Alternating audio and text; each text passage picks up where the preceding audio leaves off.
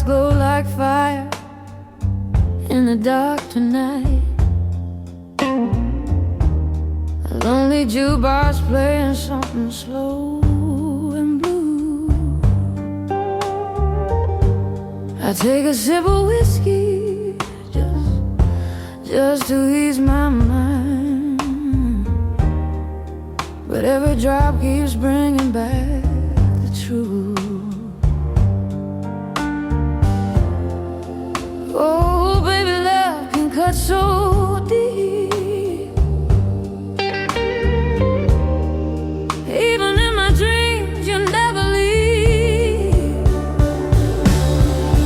I got whiskey and your memory burning slowly inside of me.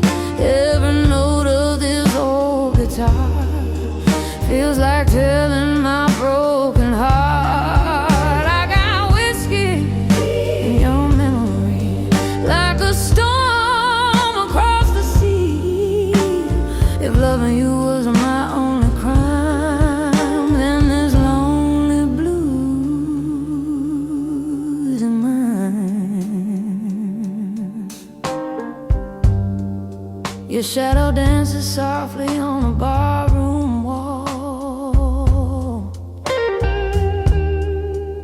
like you never really walked away from me. The band keeps playing low and slow night, like they can feel this old heart bleed. Oh, baby, love can leave a scar,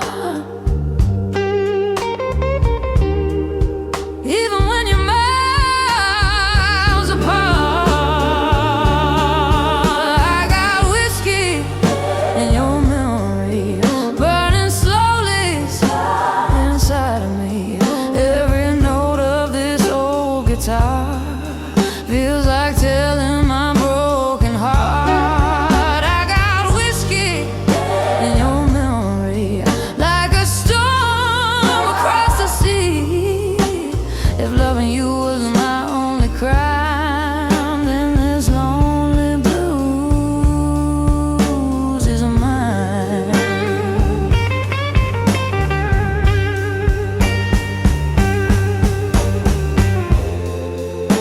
Maybe one day I'll learn to let you go,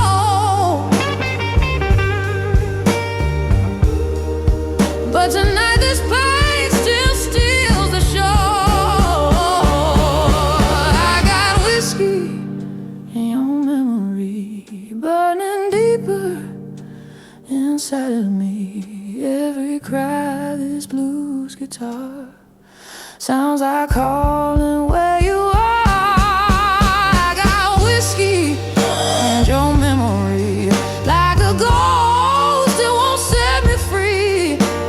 If loving you was my only crime, then this midnight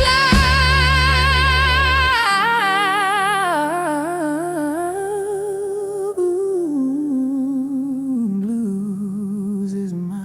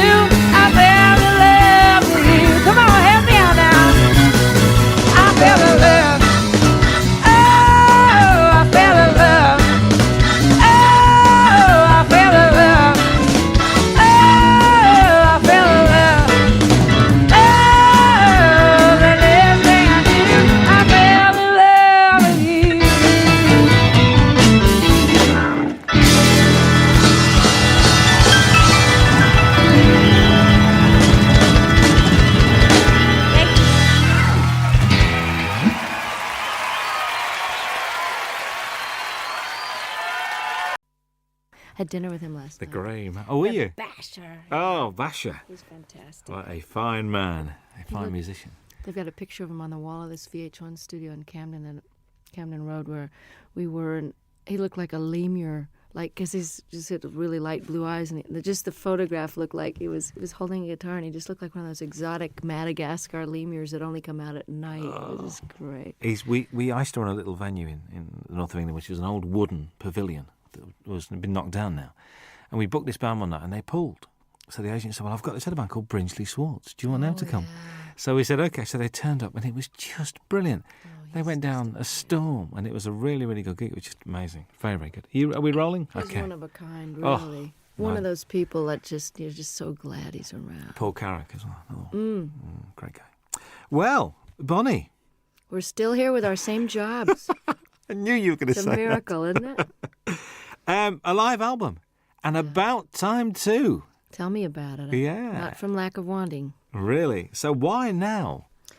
A couple of reasons. I've been being besieged by people over the years that say, your live shows really capture you, and if only you could get one out, you'd really come across. And I was all ready to do one because of, Little Feat years ago had that great Waiting for Columbus album, and it really broke through and captured them in a way that the studio ones, although those were great too. And I just have been waiting and waiting, but the situation with Warner Brothers where I was for the first 9 albums up until 82, I was with Warner's, and I wanted to do the live record after my 8th record, and it just they didn't really feel, and neither did I, that the promotion for it went well, to put it mildly. I'm trying to be polite.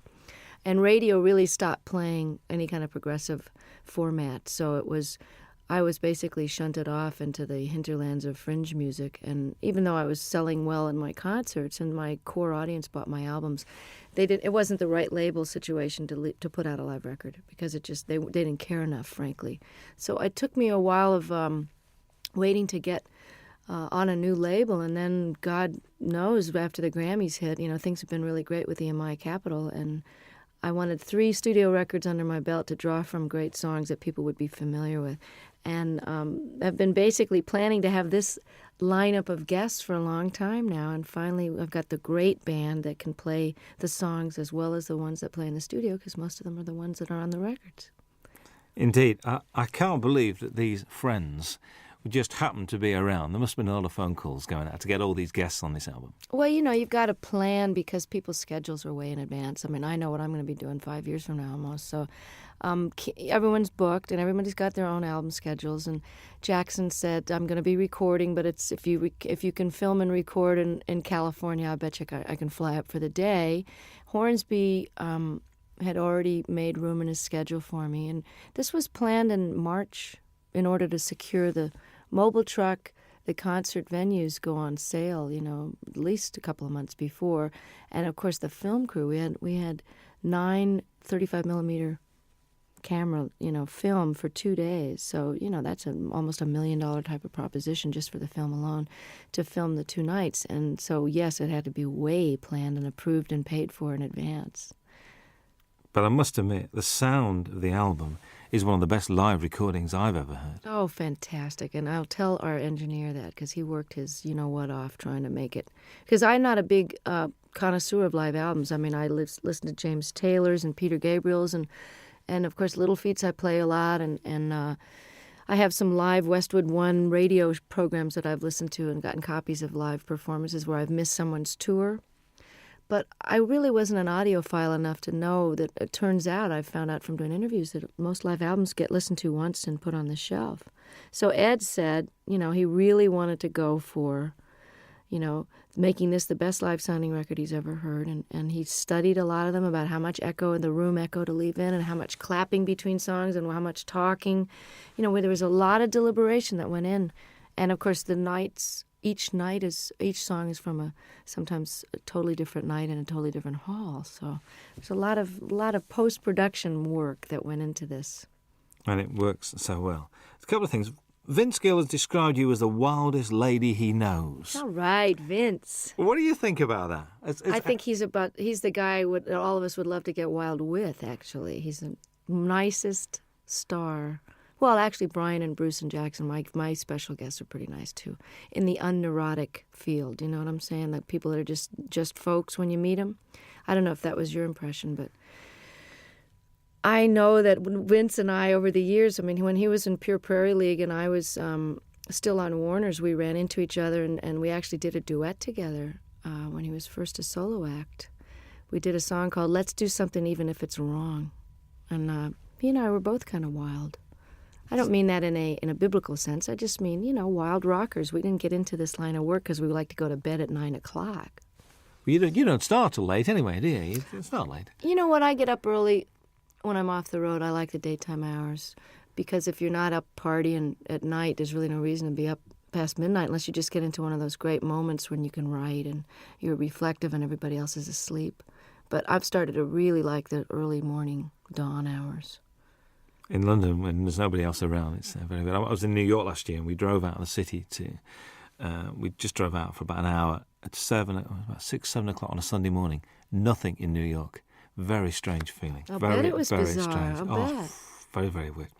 Do you think your marriage has given you a different outlook on life? Have you calmed down or not? Or do Michael and you have a sort of a thing, I don't think marriage has much to do with the calming down. I think just getting older, from your 20s to your 30s, there's a certain calming down. And I don't know about your life, but most of the rockers I know, and by rockers I mean not such as a musical categorization as in party as much as you want and can get away with kind of a thing. Like I would never jeopardize my job or walk around stumbling. And, I never was one of those kind of visibly out of it kind of a person where people would comment on it. It was more like a private thing after the show. But lifestyle changes in your 30s are necessary if you want to keep your wits, your memory, your looks, and your health, not to mention the most important, which is your music.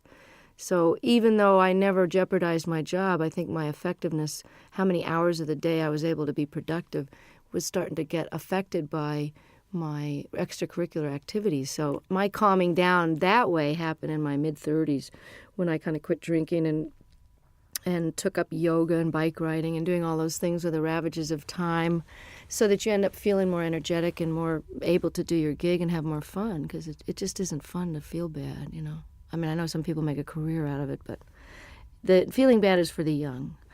And marriage has just been, it's a challenge and it's very adventurous and it's exciting to know that somebody's not going anywhere when you have a big row. But it's also comforting to know that there's a level of commitment that makes the rough times more doable and that makes the sweet times very, very deep. And, the learning about each other and learning about yourself. Stuff comes up in marriage that didn't come up when you're living together with other, I didn't live with Michael until we got married. And you repeat patterns in your parents' marriage, whether you wanted to or not. And I found that to be a very big surprise because it didn't happen before until you get married. I think you hear those words coming out of your mouth and you go, there she is. There's that mom thing again. Bruce Hornsby appears on 2 very different songs on this album. Very much Thing Called Love and I Can't Make You Love Me. He's not only a great musician, but a really nice guy. And these 2 songs not only show the diversity of your talents, but also his as well. Was that why you asked him to play on those 2 songs? It was one of those things where on the tour we did together last year, we did a 4-month double bill of the Outdoor Sheds when my new album was out. And it's quite obvious that I just think the world of him. And he made such a difference on I Can't Make You Love Me. And then he invited me to play on and sing on his last record before this current one. Then we did the tour together, and as an encore, he came out and played the accordion, and he's a great practical joker, so it was a way to keep him off the monitor man's back, where he would probably have given me nothing but hi-hat and the monitors and messed with my sound on stage. So I kept him out of trouble by having him on stage, and, he's my favorite singer and writer, I think. It's just, Prine and Jackson Browne and him, that's it, and Paul Brady.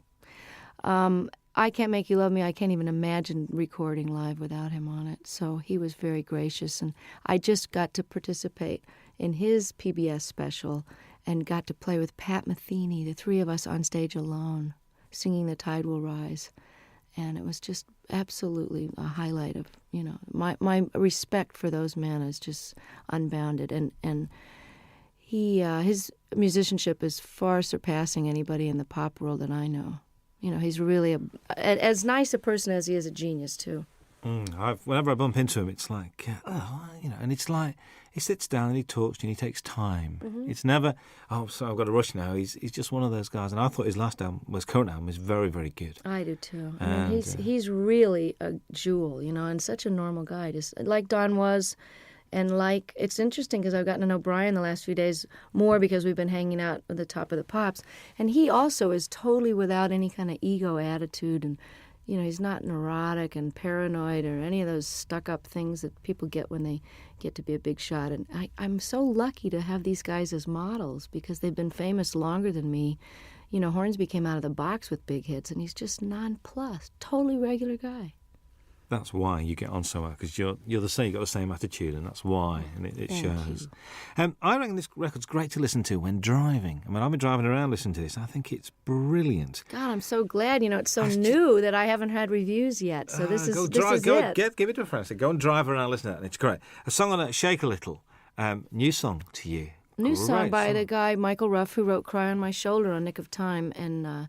I listen to so many tapes of things where people have a cover letter that says, "This is so perfect for you. We've had you in mind," and then it's just dreck. So I appreciate the thought, but, I don't know whether to throw a bucket of water on them the next time I see them or just never answer their phone call. And then there's these jewels like Michael Ruff, who's a brilliant artist on his own and has never gotten the attention he deserves. And I think he's actually got quite a good career in Sweden going on for some reason. But he had 2 great records on Warner Brothers years ago, and the women are all mad for him because he's absolutely gorgeous. But what an unbelievable tune. I'm glad you mentioned it because I love it.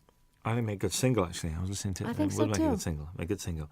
Matters of the Heart is haunting. I mean, that's one where I think you mentioned this capturing the audience. You could hear a pin drop in that auditorium. They're all there as one, I think. I mean, and hadn't heard the song before, too. So that was really which is great. like, ugh. Yeah. And, did you feel that was a special performance that night with them? Exactly. That was why we picked that night's performance. I mean, all the great part about recording 6 nights is that we really got the best performance of each one. It was hard to choose sometimes, but there was always one that had that pathos and a unity of, whether it was a spontaneity or just not thinking about it. Everybody forgot about the tape, and the audience, for whatever, it's almost like a great meal or making love. There's just that one evening where you're doing the same thing with your lover that you've always done, but it's just fitting and feeling perfect. And that this track has got a soulfulness to it, kind of a Ray Charles thing that, Michael McDonald is an incredible writer and singer. So the fact that to wrap myself around one of his songs like this is, you're as good as your material. And like I Can't Make You Love Me, this is one of those classic songs. I think what's nice about this record as well is it's not Bonnie Raitt's greatest hits live, which I'm so pleased about. It's a real, it's almost it's a comment and it's a reflection. Was that purposeful, the way you selected the songs? Yeah, and I'm glad to hear you say that. This is terrific that it's coming across, even in its shortened 1-disc version of the 2-hour concert. I mean, we were actually surprised, Don and I, when we had to narrow this down, that this played as well, and we almost like this order better than the ones with the extra 4 songs on it. I had no intention of doing a greatest hits because why would somebody want to buy it? Well, I suppose they would want to have all those so-called hits on one record, but why not try letting the songs go out the way they've evolved over the last few years? I mean, Love Me Like a Man, I recorded in 1972, and the guitar solo is never going to be the same twice. And certainly Have a Heart and Love Letter and different songs from Nick of Time, all of these songs have taken on their own character depending on the tour that we play them. Each tour, everything gets a little shifted by the band members, because just to keep it interesting, but also they just grow. Tempos are changed, Have a Heart has a kind of a South African guitar part on it, and that's partly because I've got one of the greatest guitarists as a foil now, George Marinelli, who used to play with Bruce Hornsby. So I wanted to add something different to the older songs and give people, we got 6 new songs, so it's a little bit of everything. I think so. Charles and Ruth, I'm pleased they're on there. I get the impression the way you were together, there's a real mutual respect amongst the three of you guys. Oh, total. And, I mean, of all the people that are on a stage at once, everybody has admiration so deep that, I hope it comes through, and I'm glad to hear you say that it can be felt, because Ruth Brown single-handedly was such an influence on Etta James and Aretha Franklin and all the people that I grew up listening to when I was old enough to read about their influences. They were the ones that mentioned Ruth, because I, of course, was only 1 year old when her first record came out. But she's built Atlantic Records with her singles in the late 40s and 50s, as did Charles Brown, who's no relation, by the way. They're just from a totally different part of the country. But he also was seminal in starting the whole West Coast blues sound, the transition between the post-war jazz era, and he took his Texas very funky roots. He also was classically trained, and he melded them into the style of jazz with the Art Tatum flavor and the beautiful classical music, to where Nat King Cole became famous based on the music that Charles Brown was doing. And, of course, Ray Charles is a direct descendant, although he doesn't credit Charles, and has never turned around and really helped him, nor has Chuck Berry and some of the other people that really grew up idolizing him. And I always felt it was strange that the great rhythm and blues artists and the white artists of today, who owe such an incredible debt to these pioneers, would not only not put them on the show, or at least throw some money towards the organization out of which they can get some health insurance, since they didn't get any royalties. Because this is the biggest criminal revelation I found out in the last 6 years, is that nobody before 1970 did get royalty participation. And we've just now gotten to the fourth large company to only now, 6 years after the organization was founded, to agree to pay a 10% royalty starting today, for example, as opposed to 30 or 40 years of lost royalties and 10 years of CD sales with no money coming, no health insurance. Every other industry has health insurance and takes care of their own, except ours.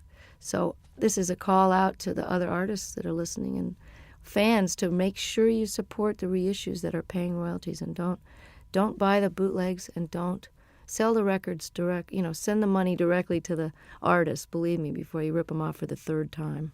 Absolutely. That's the Rhythm and Blues Foundation as well we're talking about. Yeah. Good to see blues on this. A fine tribute to Mississippi Frag McDowell. And I remember one night in the middle of winter going to Lancaster University, which is like in the middle of nowhere, because a friend of mine rang me up and said, "We've got to go and see this guy playing." I said, "What's it?" He said, "Mississippi Frag McDowell." I said, "OK, we'll go." Went along, there was 8 people there. But the guy putting it on loved him, and it was obvious. The guy running the gig said, "Look, I spent my money on this, and just come and enjoy yourself." Isn't that the greatest? Because Fred, I'm telling you, was the most exuberant blues man. They always say, oh, they're so full of pain and grief. I mean, Fred loved to play more than anybody I ever saw, and they're just re-releasing I Do Not Play No Rock and Roll, one of the greatest double albums, and I think it was recorded here in London. I'm not sure if that was the one, or maybe there was just that in concert where he's wearing this Mexican poncho over a bright yellow sharkskin suit with a bolo, string tie, just unbelievable getup. And loved the girls used to just flock around him, these little white American and English girls just bat their eyes at him, and he loved it so much. Just like John Lee Hooker is just rolling around enjoying his success now, Fred was like that, and one of the greatest Delta bluesmen that ever lived. I mean, you say on there, you think these songs get better with age. Do you think your work gets better with age? I sure hope so. I mean, don't you think you're better at your job? Now you got more seasoning and humor and perspective and knowledge. I mean, I always think people, as they get older, if they're lucky enough to keep their wits about them and don't get too cranky and discouraged, that people's wisdom and opinion at 70, 80, 90 years old they're like gems, If you're smarter now at 45 than I was at 25, why won't I be even smarter at 65? So I hope that my music is richer and deeper and more accomplished. And I never saw B.B. King or John Reid or Pablo Casals or Segovia get any less with age. They just got more. Absolutely. You're always introduced, which I do like, as Bonnie Raitt and her band, including Hutch and Ricky now. I mean, they're part of the furniture. Hutch, how long's he been around? A long time. Has the distinction of being one of the only white guys ever play in the Neville Brothers, although they've had a white guitarist for a while. He is so respected by every type of musician. You know, he played in Central America, lived there for a while. The New Orleans cats think he's just it. He lived in San Francisco, was in a band called Copperhead. He knows Celtic music inside and out and can play jazz, Algerian music. I mean, there's nothing the guy can't play. And if you ask him a question, he can give you every detail of every side musician. So he's like a walking encyclopedia. These are sort of nice guys to have around, I think, to contribute to what you're doing. Oh, I'm so lucky to. And this is the best benefit of success, is that while Hutch has been with me for over 10 years, at whatever salary level I was at, he was with me during the rough years in the 80s too, rough meaning couldn't pay very much. Ricky, who has been a successful producer living in Australia, doing film scores and, just co-produced the Boz Scaggs album. And, for those of you, Ricky Fattar from South Africa, he was in a young band called The Flame that was quite famous and was in the Beach Boys for a while. I'm able to afford musicians of the level that I've got now, and that is probably that and raising really great amounts of attention and money for political causes that really need the bucks. Those are the two most incredible aspects of my success that have made the biggest difference, that and good catering, backstage, to actually eat food that hasn't been sitting there for 4 hours. But to be able to play with Ricky and Hutch and have them leave home and come and play with me is just, it's like a dream come true to every night have these guys. And that's why this record was done now. That's why I say in the liner notes, this was the time and you are the reason. Absolutely. Jackson Browne had to be here, really. I mean, there aren't many stages that you and him haven't shared over the years. Mostly benefits as well, actually. But, to do Opening Farewell is just a bit special, I think. And, we didn't know what we were going to do. I was going to cut this wonderful reggae tune that he did on his last record called I Hear Your Heart Beating Everywhere. I love that song. And I thought we could have a duet, kind of a, We Be 40 kind of a thing. I don't know. And we tried it in my key, and it just didn't sound as good as his. So I said, well, maybe we should send the band off to the wings and just sit here and play Opening Farewell. And it was just done. He came and never had a chance to rehearse it. He never had sung it in that key, never sung a harmony part. And all of a sudden we're filming and recording it for the history, and he was really a champ. I can barely look at him because I love him so much, and he's so gorgeous and never changes. But yeah, I said that he had to be on the live record because he knows too much about me, and I'm afraid he's going to talk. He knows where the body's buried. Well, I know where his skeletons are buried too. There's an argument that drink and drugs have added to some of the finest music and literature, and also that all the great artists have got to be a shade crazy. I mean, eccentric, crazy, call it what you will. What do you think about that? Totally agree. It's true that some of the greatest works of literature that are currently recognized and studied by even the religious right as great works of art. I mean, Hemingway, all the great works of the 20th century, certainly that whole revolution in the 20s, people were faced. I don't know what the expression is over here, but pissed or whatever. There are a lot of that whining and writing about your mother and tortured. A lot of that stuff, when you know about addiction, you know where that mentality is coming from. Well, that's what makes great artists torture. And artists torture themselves. And the myth is that you can't be, quote, funky or as deep or as soulful or as funny if you're not sort of loaded or hungover, is blown by the fact that John Hyatt and Stevie Ray Vaughan and some of the greatest artists of our time are still kicking, sober. So, and I'm here to tell you from that song that's on this record, and I don't know if it made this cut. Did Feeling of Falling get? I think that's the one we did leave on.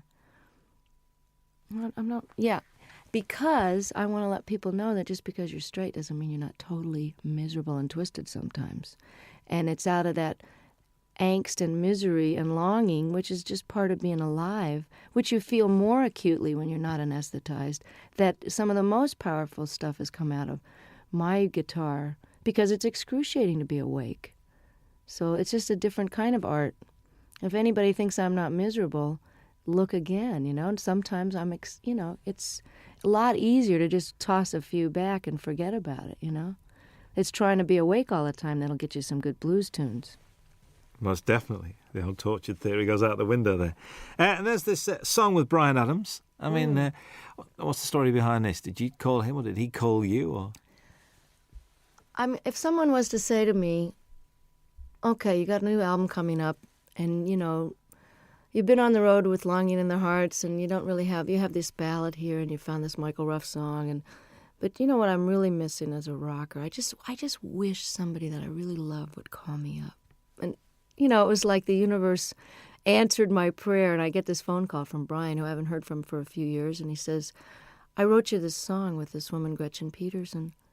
I hope you like it. It's on the way. I listened to it. It's like tailor-made, great lyrics, a tried and true topic, but done set in a very clever way. You need a rock, not a Rolling Stone. Simple, straight-ahead rocker. And then on top of it, his album was postponed, so as we got closer to the live recording, I went, oh, it would be really great, as if he could sing this with me. And he did. He said, I'm coming. I just can't believe it. It's like for all the blues people that I helped and all the obscure songwriters I've done songs and talked about over the years, to have somebody like him who is really huge over here in Europe where I can't get arrested really. And, for him, he'll be doing for me what I'm doing for Ruth and Charles. So without any compromise and just pure admiration and love and just love the guy's work so much, and I love him. And here I am getting to have this handed to me like Eric and Elton saying, hey, you want to be more known in Europe? We love you. Come on to the Wembley show. That's the payback, is that it all goes around in a big circle, and then I get more well-known, and I can bring Charles Brown over to Europe. So that's the way it works, Oh, that'd be very pleasant, actually. Very nice indeed. There's 3 songs that run together. There's Longing in Their Hearts, Love Sneaking Up on You, and Talking Heads, a storming version of that. All right. Were they the same night? Because they just run together. I think they are the same night, actually. But they were pretty slamming all. Sometimes we do Come to Me in the Middle, which we didn't have room for on the record. But again, you can get it on import probably. I always thought of doing Burning Down the House since I first got the idea. I've always wanted to cut the song, but I had no idea whether we would do it on this record or whatever. I didn't know if it would make the record. It was just one of those sound check into the last encore of the night. And, by the time you're at the encore point, your fans are so nuts. You can basically play Rachmaninoff symphonies and get away with it with a reggae beat. But I love Talking Heads. I love this song. Always heard it with slide guitar. And it's very similar in the clavinet part to Love Sneaking Up on You. So I had them as a segue, like half of Burning Down the House into Love Sneaking Up on You. And about 3 gigs into the tour, all the reviews were mentioning, and the audience was jumping up and standing. They were mentioning Burning Down the House. So Don suggested, he said, hey, why don't you just finish the song and flip the order and stick it on there and we'll put it on the record. And I said, no, nobody's going to go for that. And hey, I like it. Listen, it works really, really well. Kim Wilson guests on the album as well. When the Fabulous Thunderbirds are one of the best kept secrets in Europe, like yourself. Well, that's why I plan to change it. I mean, I'm really glad that by doing a record with Delbert on Luck of the Draw, that 5 million people have that album and now know who Delbert McClinton are, as if anybody's been asleep in a closet and doesn't know. The other great white singer of rhythm and blues is Kim Wilson, and one of the greatest living harmonica players. And Kim and I have been talking about doing this song and performing it together for years, since they first wrote it on a record tastefully entitled Butt Rockin', which I'd love to hear him explain that to his folks. Oh, son, what's the name of your new album? Well, Mom, we decided to call it, So if I can get Kim more exposure in parts in the, for the moment that I'm in the sun here, and just let people know how brilliant this guy is, I'll be able to die happy, because he is just incredible. You know what? Listening to this record, I do have a problem, because I'm not now going to be able to say to people, you mean you don't know who Bonnie Raitt is? This is causing me a bit of disturbance here, because it looks like the single's going to work, and if the album works, you've knackered a lot of the things that you know how Bonnie Raitt is, and they go, who's that lady who sang that song. You See, know. I'm enjoying coming over here and still being a cult artist. And that, now I'm getting all letters from the people in the States going, you were mine for 20 years. And now I really resent the fact that everybody knows who you are and they're playing you in the supermarkets. But I wrote the guy back. I said, hey, 20 years in small theaters. Can't you cut me some slack? I get to have Ricky Fattar in the band and Hutch. Let me have a moment in the sun here. And while these rhythm and blues artists are still around, and while Kim deserves to be heard, let me show the rest of America about these guys. And I feel the same way about Europe. But if I'm a cult artist over here for a while longer, it would just be very nostalgic for me. I think so. It was a joy last time to walk into the Palace Theatre in Manchester and see it sold out. Wasn't that real exciting? Joy. I'm inching my way to notoriety over here. And, I'm really thrilled that this record, that you think it's great, because I'm so proud of it. I mean, it took me a long time to get these songs together, and I took a lot of care in the mixing of it and the choosing of them. And I think if you're coming into me new, that you'll be able to get a good glimpse of what it was like before and some of the blues stuff. And, I don't think anybody should be determined by their latest single. So, I'm not a singles artist. So if you've never heard of me and you hear the Bryan Adams track and you like it, check out the rest of it, because there's a lot of good people on there that deserve to be heard while they're still able to play. I think so. I think how anyone cannot be moved by Jackson Browne's version of Stay, I will never ever know. And I just sang on his new record. It's just fantastic. There's a bit of to and froing, because you're on John Hyatt's record as well. Yeah, I know. Well, that's how it works. We all love each other, and, I'm so thrilled that they want me to come and play and sing on their record.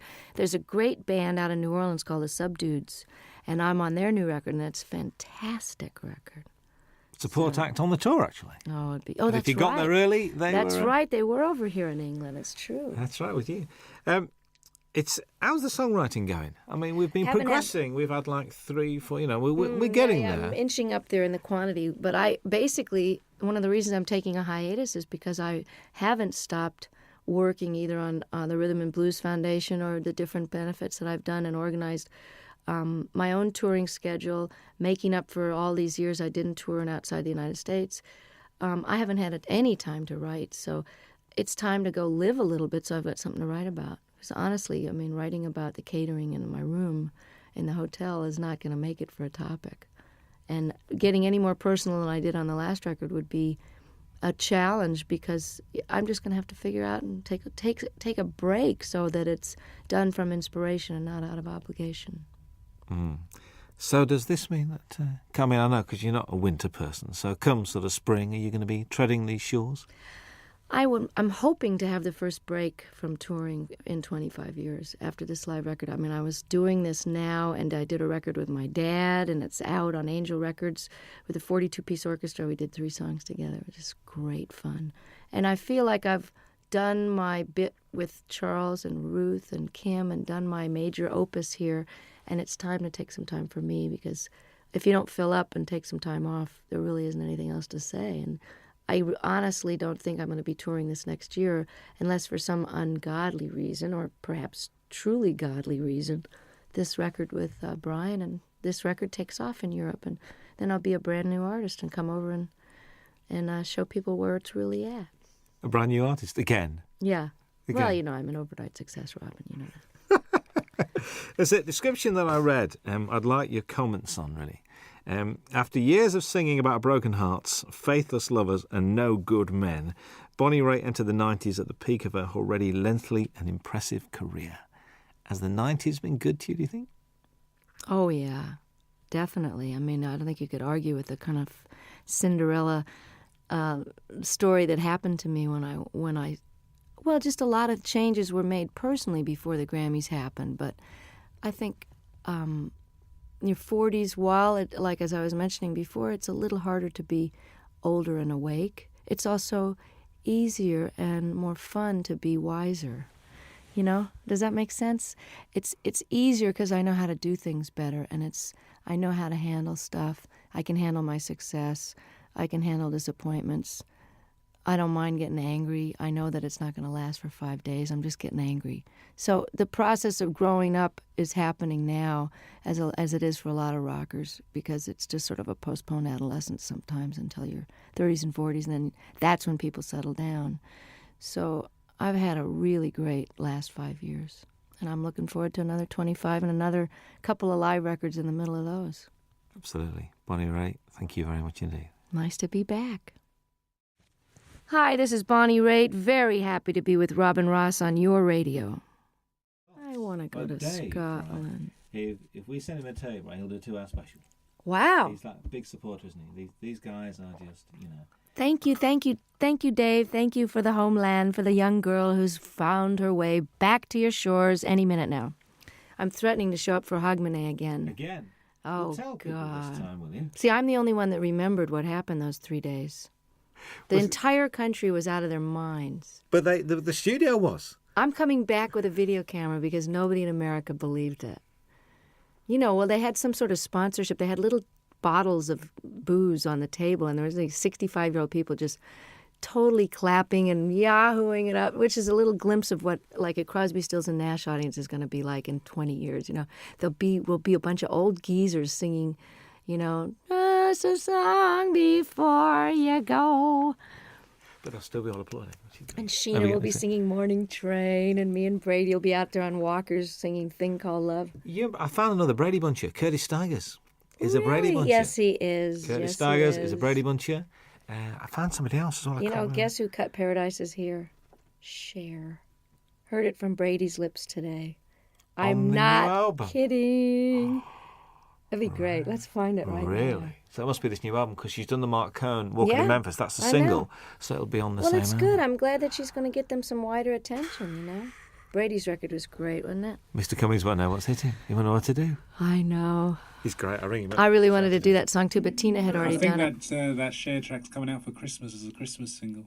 Paradise Is Here? Well, that's good. I'm glad. I mean, I don't know who produced her, but I hope it's great. My engineer's producing Anne Murray's new record, which should be great. All right. Yeah, she's terrific. When I call you up. Remember when she did that? She wouldn't do an acoustic, would she? She should have done. She wouldn't do an acoustic for us. She's doing one now. Hello. I'll come in here and do one. Yeah, we had John Hyatt. John Hyatt did 2 songs. Did he? Yeah, John did 2 songs. Finn did 2 songs, did they not? Which is Neil and Tim Well, Finn. they just told me to come and talk. They did Weather With You, and they did... Nobody asked me. We'll ask you. Anywhere, anytime. You know Hey, we're you like... know. You could play the national anthem and we'd listen to, you know that. So, I'd play your national anthem. It'd be interesting. Yeah. It'd be good. Really Be good. So you're going to Scotland on this break? You're going to try I want to. I was threatening to go to Ireland or Scotland over the weekend, but I'd like to come back when the days are longer, because it's too hard to come over here and have it get dark at 4. Yeah. Not if you're especially over that. You know what I mean? If your you nighttime over the hours West can be more Coast. productive, but I want to be able to see stuff. You know. Yeah. You were going to go around Ireland last time I spoke to you. You were going to I visit did Ireland. it once a long time ago, and I want to do it again. I may do it over the weekend. Just get down the country and see part of it. Well, I did get a whole week did you? there. I did get a week in Scotland, a week in Ireland back in 91, right after the Grammys. Randy Newman's on Jules Holland on Tuesday night. You should get him in here. I'd love to. It's Warner's, you see. Warner's a bit strange. So my best man when I got married is head of promotion at Warner's, and he won't let me do any interviews. He said, I leave it to the regional people. I said, but we're getting like 50 Randy's stations. Great. I know. I mean, Faust is a great record. Lovely man. When's Bonnie Raitt Call on Peter later? Asher and tell him I told him that he should do it. Tell me. him who you talked to. Tell him all the people you talked to and how many stations We're going you to start to, Just call him we got you directly. on, did we get 50 last time? Peter and Gordon. Tell him you're a Peter Gordon fan and call Peter Asher. Remember Peter and Gordon? I actually That's went Peter to see Asher. Peter. He's Well, he Randy's used to manage manager. 10,000 Maniacs as well, didn't he? Yeah. He manages Little Feat. And now he's head of Sony, I think. That's right, I forgot. He got a new job. My former manager is head of Atlantic, then head of Warner's, now he's head of Mercury. Moving around. We're gonna fire you. Here's $30 million. Get out of here. Oh God. Now you can pay the musician. Here's another label. Oh, Could you sign that for me, please? Are you kidding? Thank you. I've got great. I've got a shiny one because you haven't got shiny pens, have you? Can I have that on tape, please? And you haven't got any Robin tape. Ross has a shiny one. You haven't Thank you. Could you sign it for me?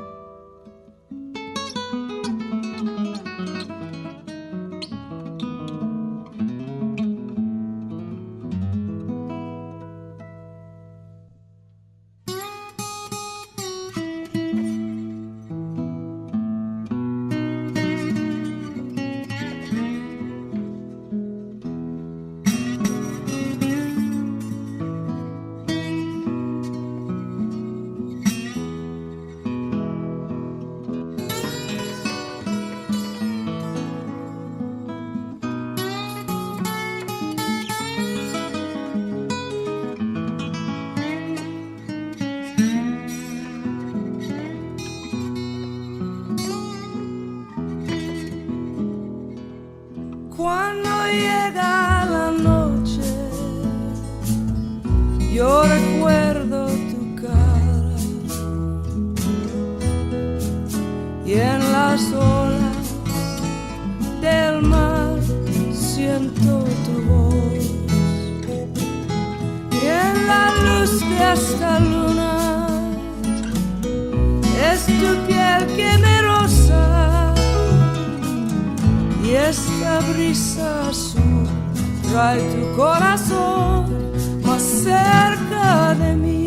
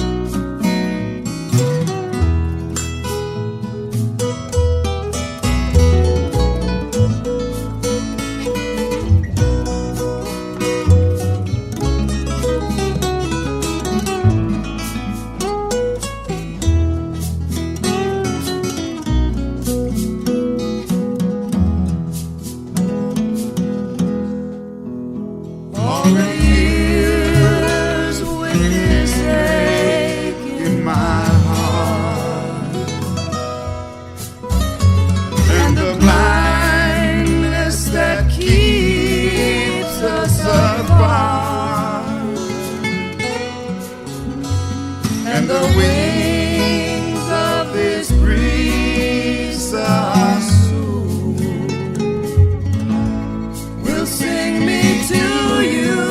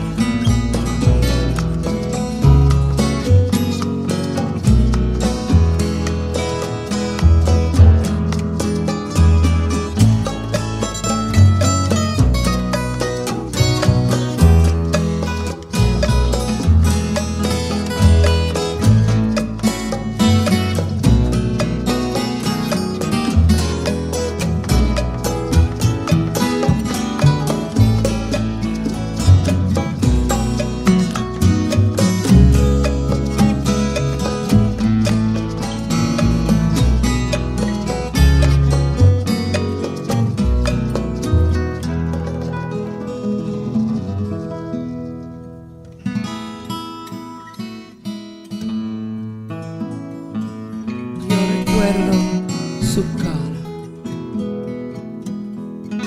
y en las olas del mar yo siento tu voz y la luz de esta luna es tu piel que me roza y este brisa azul trae tu corazón más cerca de mí. Esta brisa azul trae tu corazón más cerca de mí.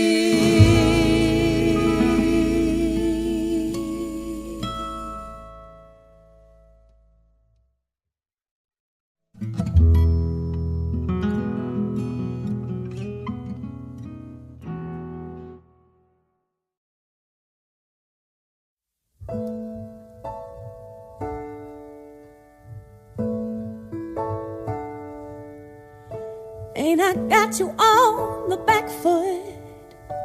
And you know I got you really good. And there's something deep inside of me I got to be. And if you find it hard to follow me, if I lose you in my jet stream, then you only got to raise your eyes and see me fly. Don't tell me that I won't, I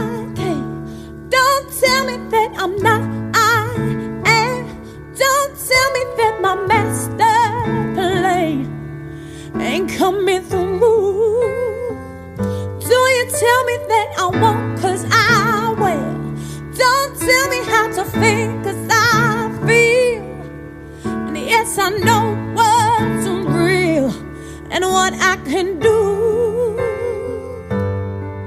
Something that you won't see every day. A little girl who found her way through a world that's designed to break all of your dreams. And if there's one thing I would say to you, is that there's nothing that you can't do. And yes, it's all about your attitude. Don't let them get to you. Don't you tell me that I won't, I can't. Don't tell me that I'm not, I am. Don't tell me that my master play ain't coming through. Now don't you tell me that I won't, I will. Don't tell me how to think, 'cause I feel. And yes, I know what's real and what I can do. Ooh, yeah. Ooh, hey. Oh, don't you tell me nothing, no.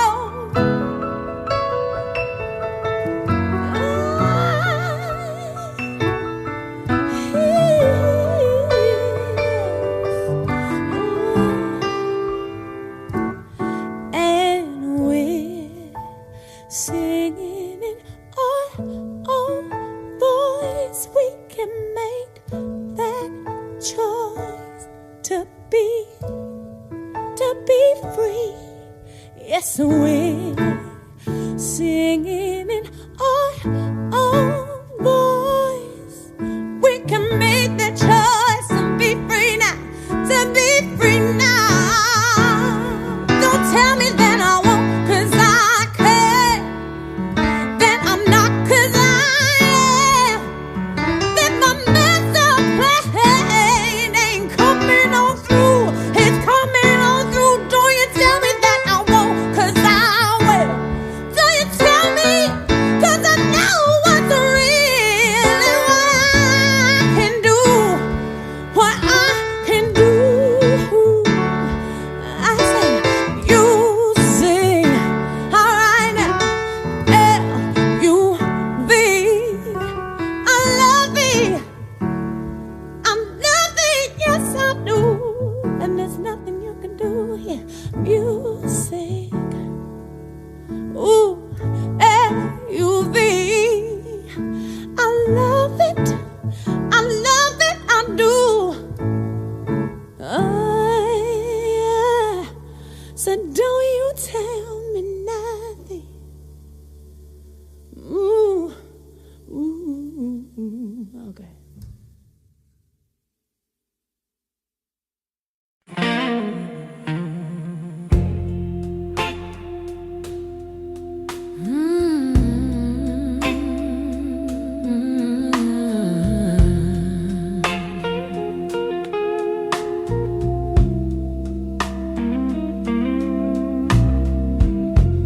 The bar lights glow like fire in the dark tonight. A lonely jukebox playing something slow and blue. I take a sip of whiskey just to ease my mind, but every drop keeps bringing back the truth. Oh baby, love can cut so deep. Even in my dreams, you'll never leave. I got whiskey in your memory, burning slowly inside of me. Every note of this old guitar feels like telling my broken heart. I got whiskey in your memory, like a storm across the sea. If loving you was my only crime, then this lonely blues is mine.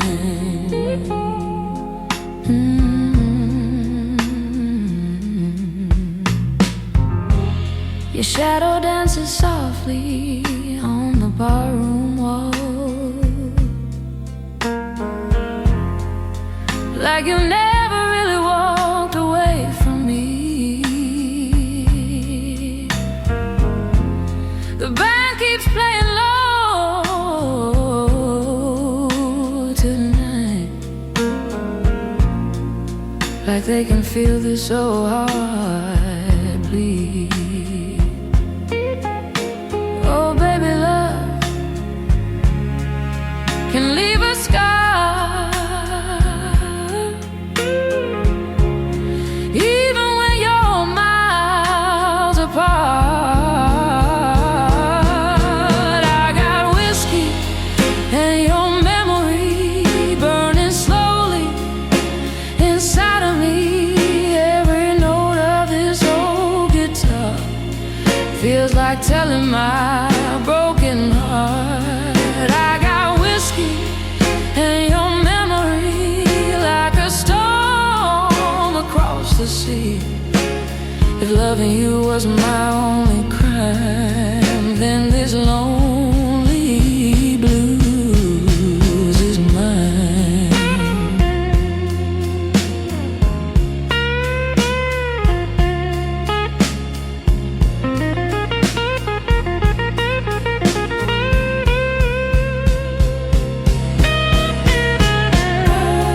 Maybe one day I'll learn to let you go, but tonight this pain still steals the shore.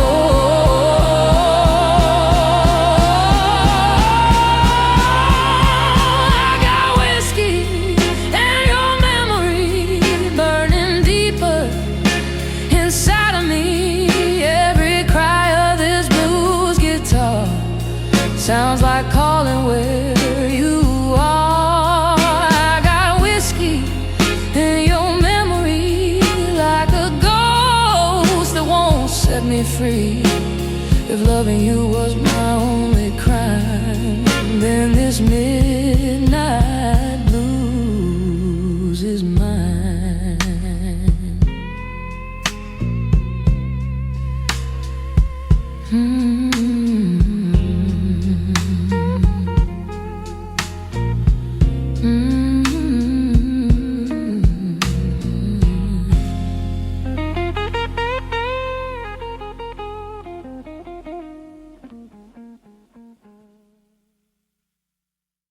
There ain't no use to sit and wonder why, babe,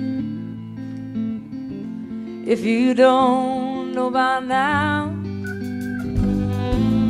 Ain't no use to sit and wonder why.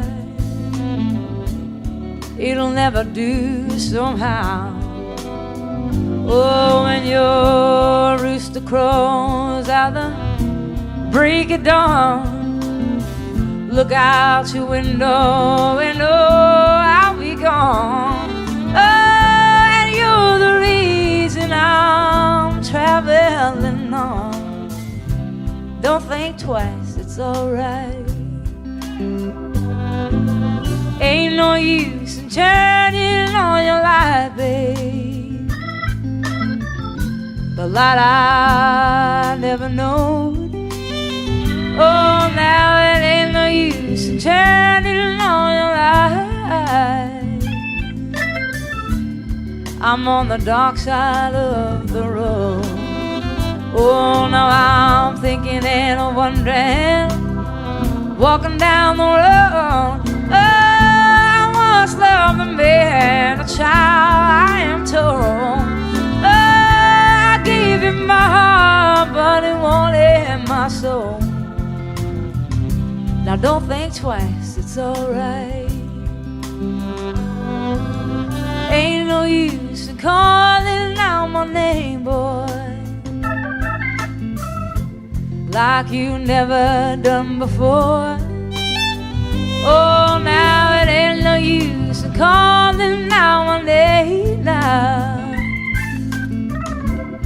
I can't hear anymore. Oh, I wish there was something you might do I say? Oh, to try and make me change my mind and stay. Oh, but we never did too much talking anyway. Now don't think twice, it's alright.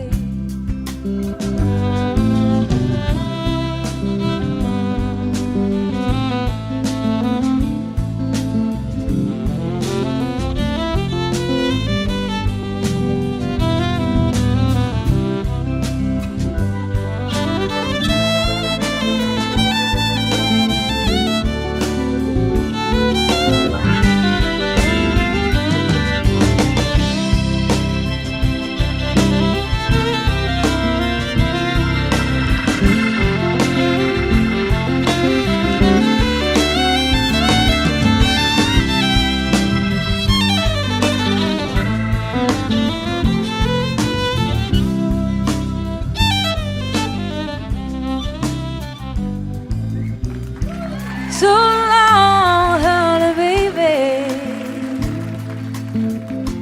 Where I'm bound, I can't tell. Oh, my goodbye's too good a word now. So I'll just say farewell. And I ain't saying that you treated me unkind. Oh, you could have done better for love. I should have known mine. Oh, you just kind of wasted all my precious time. But don't think twice, it's alright. Oh, you just kind of wasted all my precious time. Don't think twice, it's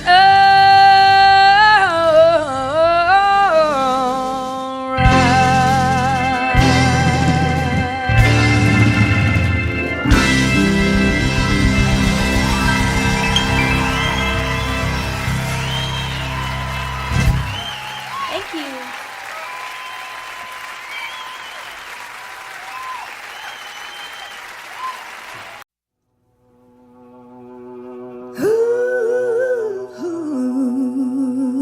Yeah.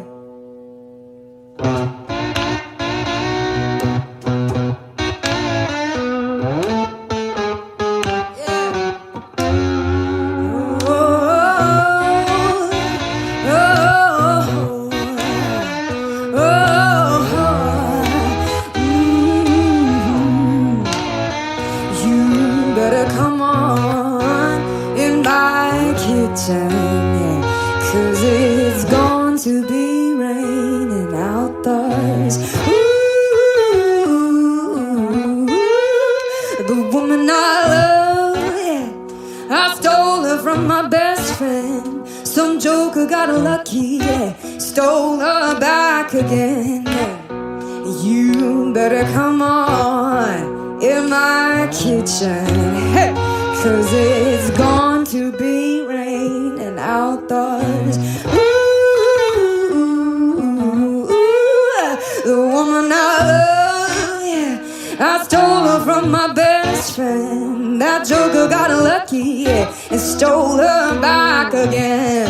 Hey, you better come on in my kitchen, 'cause it's going to be raining outdoors. Ooh, oh,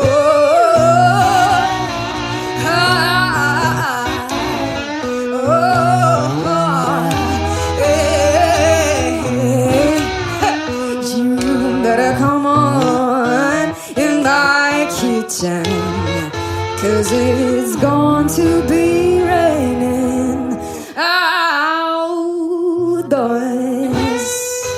Ooh.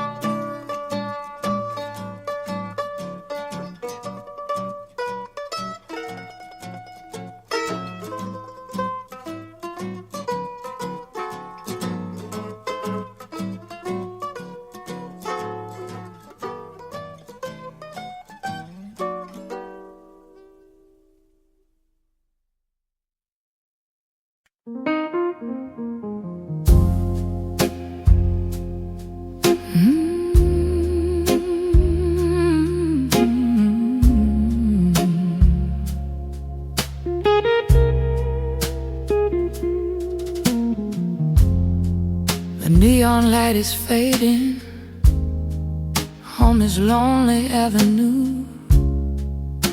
My whiskey's getting colder, like the love I had for you. I hear that old piano crying soft and low tonight, and every single note keeps saying you were right. Baby, I tried, oh Lord, I tried, but your shadow never left my side. Now it's midnight without you, and the blues are pouring through. Every street light whispers your name, every heartbeat feels the same. Oh, it's midnight without you, and this lonely heart is true. If love was fire we once knew, now it's just midnight without you.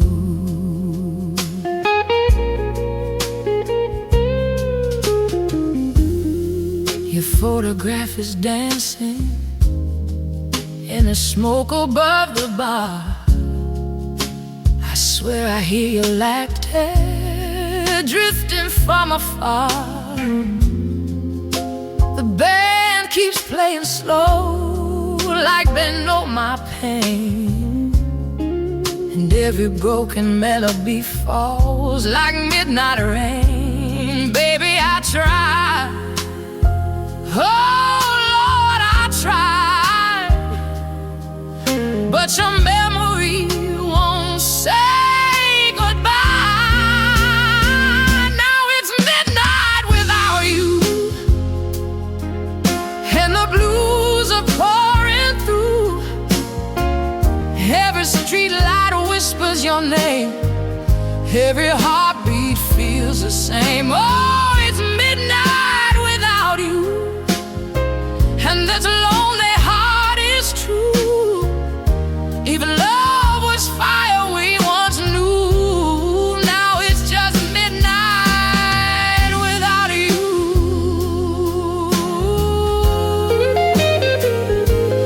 Maybe tomorrow the sun will shine again, but tonight this heart won't mend.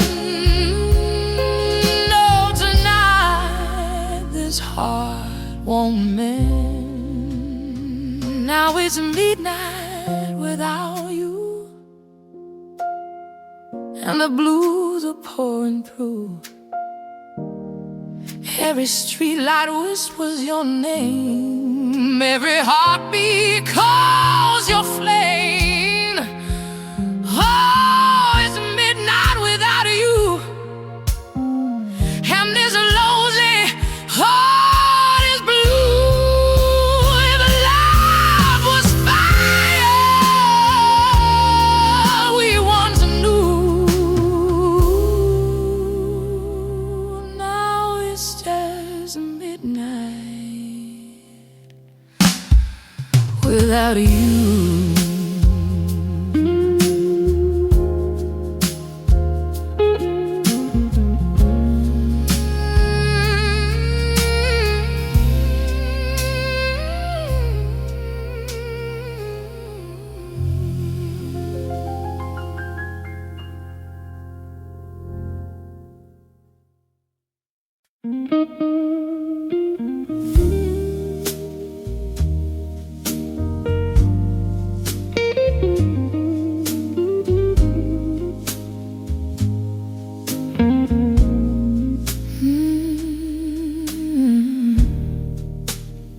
The neon light is fading on this lonely avenue.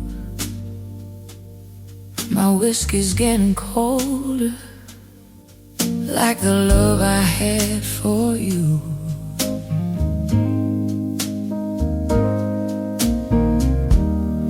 I hear that old piano crying soft and low tonight, and every single note keeps saying you were right. Baby, I tried, oh Lord, I tried, but your shadow never left my side. Now it's midnight without you, and the blues are pouring through. Every streetlight whispers your name, every heartbeat feels the same. Oh, it's midnight without you, and this lonely heart is true. If love was fire we once knew, now it's just midnight without you.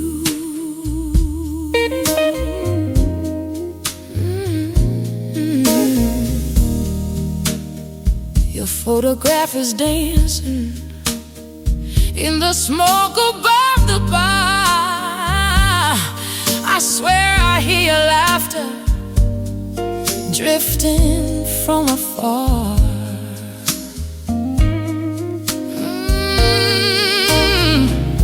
The band keeps playing slow, like they know my pain, and every broken melody falls like midnight rain. Baby, I tried, oh Lord, I tried, but your memory won't say goodbye. Now it's midnight without you, and the blues are pouring through. Every streetlight whispers your name, every heartbeat feels the same. Oh, it's midnight without you, and this lonely heart is true. If love was fire we once knew, now it's just midnight without you. Maybe tomorrow the sun will shine again, but tonight this heart won't mend. No, tonight this heart won't mend. Now it's midnight without you, and the blues are pouring through. Every streetlight whispers your name, every heartbeat calls your flame. Oh, it's midnight without you, and this lonely heart is blue. If love was fire we once knew,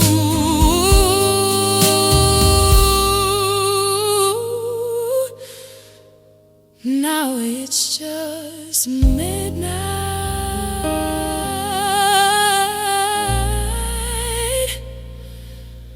without